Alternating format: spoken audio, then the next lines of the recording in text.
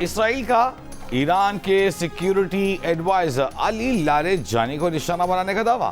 اسرائیلی media کا کہنا ہے کہ اسرائیلی فوج نے ایران کے چیف سیکیورٹی ایڈوائزر علی لاریجانی کو نشانہ بنایا ہے، تاہم وہ اس حملے میں ہلاک یا زخمی ہوئے ہیں یا نہیں، اس بات کی تصدیق نہیں ہو سکی۔ دشمن ہم پر اپنا منصوبہ تھوپنے میں ناکام رہا۔ مشرق وسطیٰ کا منظرنامہ بدلنے والا ہے، لیکن یہ امریکی منصوبوں کے مطابق نہیں ہوگا۔ خطے کے اسلامی ممالک مل کر معاشی اور سیکیورٹی سطح پر نیا علاقائی نظام قائم کریں گے۔ ایرانی پارلیمنٹ کے اسپیکر باقر غالباف کا دعویٰ۔ امریکی قیادت اور عالمی رہنماؤں کو پیغام میں کہا کہ امریکی فوج بھی موجودگی خطے میں امن نہیں لا سکتی۔ مشرق وسطیٰ میں پائیدار سیکیورٹی صرف خطے کے ممالک ہی قائم کر سکتے ہیں، اس سے باہر سے مسلط نہیں کیا جا سکتا۔ امریکی افواج کو خطے سے نکل جانا چاہیے۔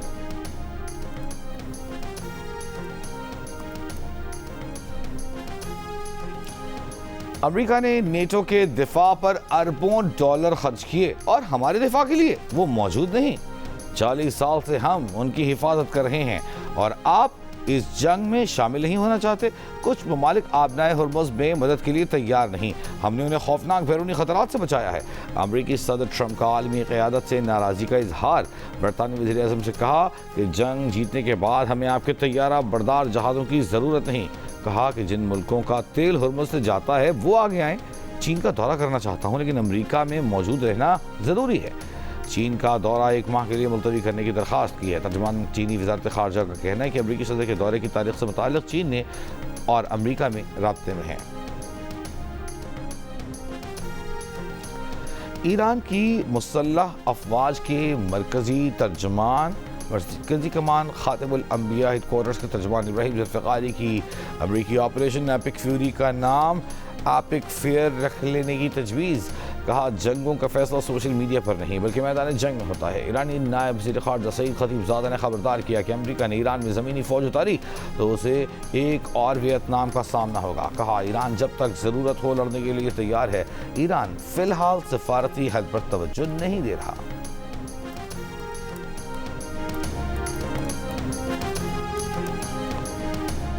آپریشن غضب للحق کے دوران پاک افواج کے افغانستان میں کامیاب فضائی حملے۔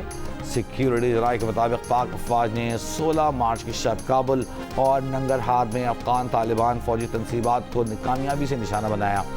پاک افواج نے کابل میں 2 مقامات پر ٹیکنیکل سپورٹ انفراسٹرکچر اور ایمونیشن سٹوریج کو تباہ کیا۔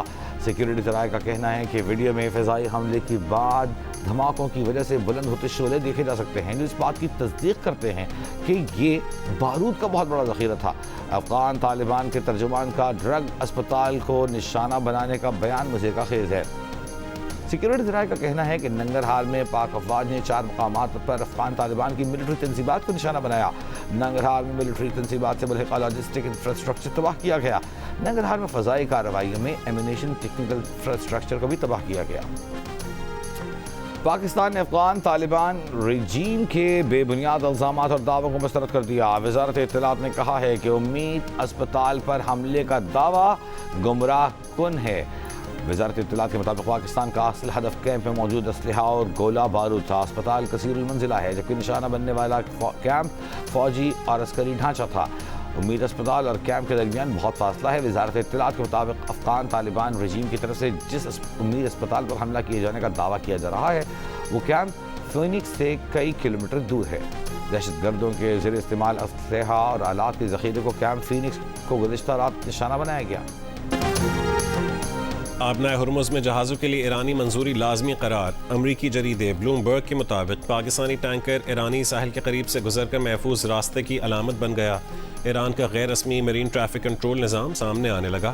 لارک اور قشم جزیروں کے درمیان نیا حساس سمندری راستہ ابھرا ہے۔ بیمہ کمپنی اور بینک ایرانی راستے پر بڑھتے خطرات سے پریشان۔ بھارت اور ترکی سمیت کئی ممالک نے ایران سے محفوظ راہداری مانگ لی۔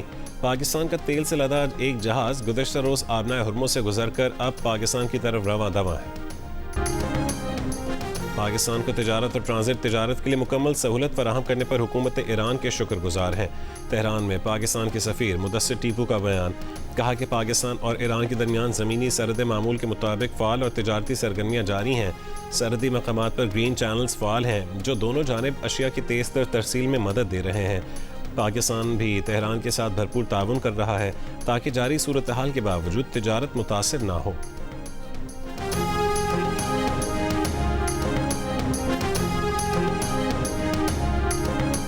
متحدہ عرب امارات پر حملوں میں ایک اور پاکستانی جاں بحق. حکام کے مطابق ابوظہبی کے علاقے بنی یاس میں دفاعی نظام نے نشانہ بنائے جانے والے میزائل کے ٹکڑے گرے. امارات میں حملوں میں مرنے والوں کی مجموعی تعداد 7 ہو گئی. ابوظہبی کے شاہ گیس فیلڈ میں ڈرون حملے سے لگی آگ پر قابو پا لیا گیا. سرگرمیاں معطل. فجیرہ کے انڈسٹریل ایریا میں ڈرون حملے کے بعد پیٹرولیم تنصیب میں آگ لگ گئی. فجیرہ کے قریب لنگر انداز بحری جہاز پر حملے سے معمولی نقصان ہوا, کوئی زخمی نہیں ہوا. اماراتی ایویشن اتھارٹی نے کہا ہے کہ عارضی حفاظتی اقدامات کے تحت بند کیا گیا ایئر ٹریفک معمول کے مطابق بحال کر دیا گیا ہے.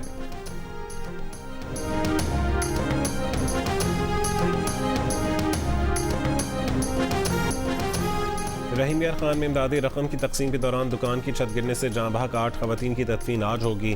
واقعے میں نامزد نجی ادارے کے ڈیوائس ایجنٹ اور مرکزی ملزم سجاد کی گرفتاری کے لیے اس کے گھر پر چھاپہ مارا گیا, تاہم وہ تاحال گرفتار نہ ہو سکا. ایف آئی آر کے مطابق ملزمان نے مبینہ طور پر مجرمانہ غفلت کا مظاہرہ کرتے ہوئے دکان کی چھت پر خواتین کو جمع کر کے امدادی رقوم تقسیم کی, جس کے باعث چھت گر گئی. Chairperson Benazir income support programme senator Rubina Khalid کی اسپتال میں زخمی خواتین کی عیادت. ڈاکٹروں کو زخمی خواتین کو بہترین طبی سہولیات فراہم کرنے کی ہدایت.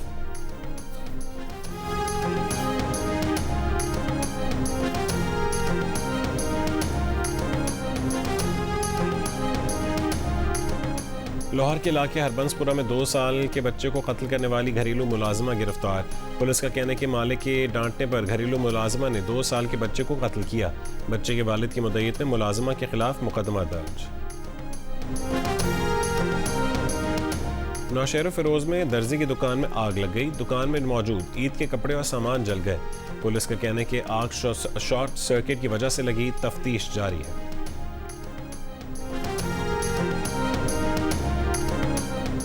اور لاہور میں ایف آئی اے کی کارروائی. انسانی اسمگلنگ میں ملوث فراڈ کیس کا اہم ملزم گرفتار. حکام کے مطابق ملزم نے شہریوں کو ورک ویزے کا جھانسا دے کر لاکھوں روپے ہتھیائے. وزیر داخلہ محسن نقوی اور وزیر خزانہ محمد اورنگزیب کی زیر صدارت خصوصی اجلاس. منی لانڈرنگ اور ہنڈی مافیا کے خلاف بھرپور کریک ڈاؤن کا فیصلہ. بڑے منی لانڈررز پر مضبوط ہاتھ ڈالا جائے گا. منی لانڈرنگ اور ہنڈی کے کاروبار میں ملوث بڑے افراد اور اداروں سے کوئی رعایت نہیں برتی جائے گی. رقوم بینکنگ اور دیگر قانونی چینلز کے ذریعے بیرون ملک بھجوائی جا سکے گی. اسٹیٹ بینک اور ایف آئی اے کا جوائنٹ ورکنگ گروپ تشکیل دینے کا فیصلہ. ورکنگ گروپ تمام متعلقہ امور پر پیش رفت کا باقاعدہ جائزہ لے گا.